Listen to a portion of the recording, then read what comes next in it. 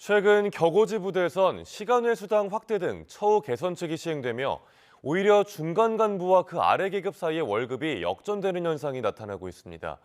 12년 차 소령이 10년 차 상사보다 월급을 더 적게 받는 경우도 가능하다는데 어떤 게 문제인지 박정현 기자가 취재했습니다. 군은 올해부터 최전방 경계부대에 복무하는 초급 간부들의 시간외 수당 인정 한도를 대폭 올렸습니다.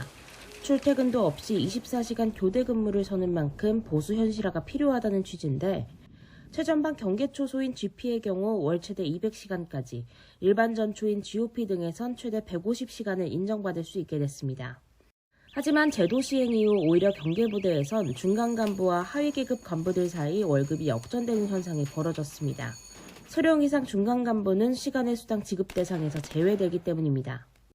소령부터는 고위공무원으로 취급돼 관련 법에 따라 시간외 수당 대신 관리 업무 수당을 받는다는 논리인데, 문제는 관리 업무 수당이 월급의 9%에 지나지 않는 탓에 시간외 근무가 많은 경계부대에선 역전 현상이 나타날 수밖에 없는 구조입니다.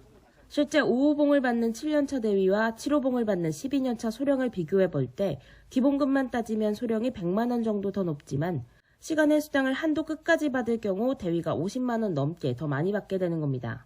심지어 10년차 상사보다 뒤처진다는 계산도 나옵니다. 군내에선 자칫 사기 저하로 이어질 수 있다는 우려가 나옵니다.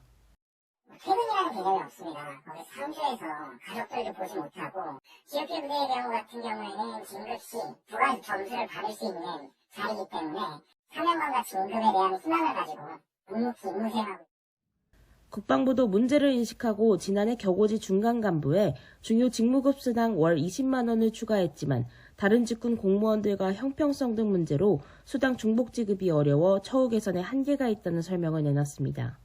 하지만 육군뿐 아니라 같은 기준을 적용받는 수상함이나 잠수함, 전투기 조종사처럼 민간 이탈이 심한 부대에서도 나타나는 현상이라 심각성이 더 크다는 지적도 나옵니다.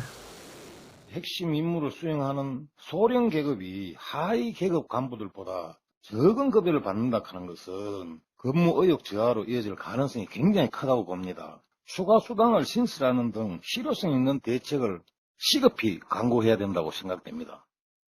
국방부는 수당 확대 등 중간 간부 처우 현실화를 위해 계속 노력하겠다는 입장을 밝혔지만 군내 중간 간부 이탈률이 가속화되는 만큼 대책 마련이 시급해 보입니다.